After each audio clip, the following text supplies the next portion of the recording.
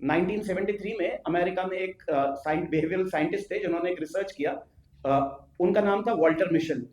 Walter Michel साहब ने दो कॉन्सेप्ट दिए। एक कॉन्सेप्ट था इंस्टेंट ग्रेटिफिकेशन और दूसरा कॉन्सेप्ट था डिलेड ग्रेटिफिकेशन। उन्होंने ये पाया कि people who could delay the urge to get gratification were most successful people, not only in terms of career, business, finances, relationships, everything.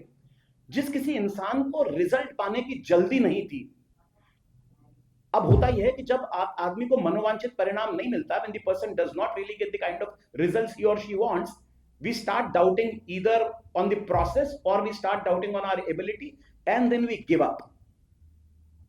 Now we may not even know that we have given up, but even if your efforts get reduced by a couple of percent, I think that they are good enough for you to not achieve what you want to achieve. I mean, it's like एक गुब्बारे में से अगर मुझे हवा निकालनी है तो साथियों कितना बड़ा छेद करना पड़ेगा बताइए ना। कई बार इतना बड़ा छेद होगा जो शायद नेकेड आंखों से तो दिखे भी नहीं, लेकिन गुब्बारे की हवा निकालने के लिए काफी है। तो मैं अक्सर सेल्स की जब भी बात करता हूं तो मैं लोगों से ये कहता हूं कि यार क्या आपका do you really believe in the fact that whatever you are offering to somebody there are buyers for it, right? Point number 1। Point number 2, unfortunate but true, दुनिया वालों ने सेल्स वालों की इमेज बड़ी खराब बना रखी है भाई। कई सारे दफ्तरों के, टाउनशिप्स के, सोसाइटीज के दरवाजे पे लिखा होता है dogs and salesman not allowed. I am yet to see chartered accountants not allowed, doctors not allowed, engineers not allowed, right? Salesman not allowed. You know why? Sales के साथ एक बहुत बड़ी नाइंसाफी हुई है पार्टनर्स। दुनिया का कोई सा भी फील्ड अगर आप ले लीजिए ना, तो वहां पर या तो एंट्री पे बैरियर है या एग्जिट पे बैरियर है। यस और नो?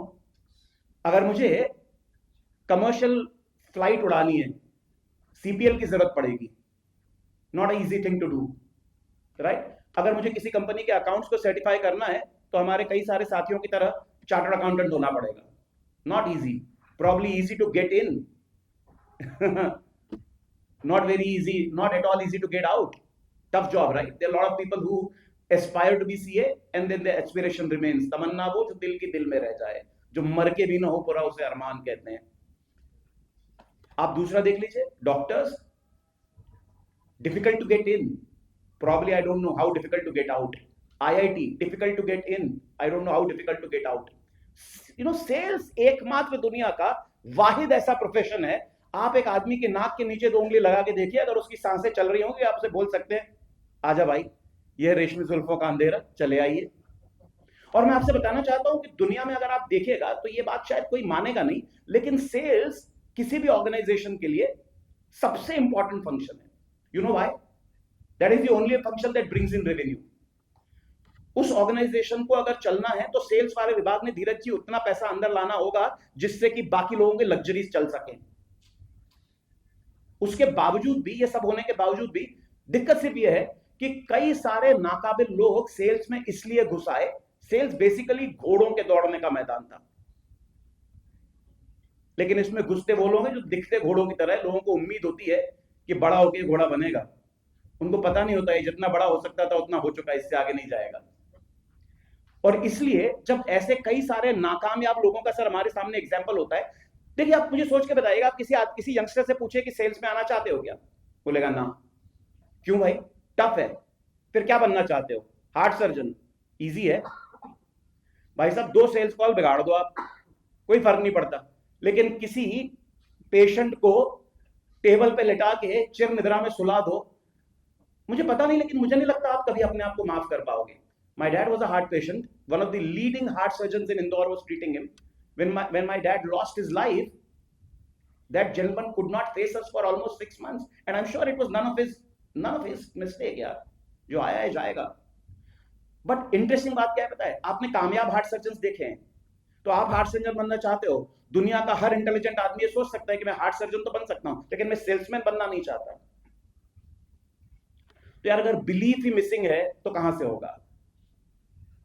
हमें पता नहीं क्यों, मतलब पर्टिकुलरली क्वालिफाइड एजुकेटेड लोगों की अगर मैं बात करूं तो मुझे ऐसा लगता है उनके दिल में यह ख्याल होता है कि यार मैं जाके किसी से अपने आप को मार्केट करने की बात करूं। लेकिन मैं आपसे पूछना चाहता हूं, मुझे सोच के बताइए, आपने कभी ऐसा होते हुए देखा है कि बिना इजहार के कोई इकरार कर ले? मैंने बस एक ही गाना सुना है विजय साहब की, खुद ढूंढ रही हो शम्मा जिसे क्या बात है उस परवाने की।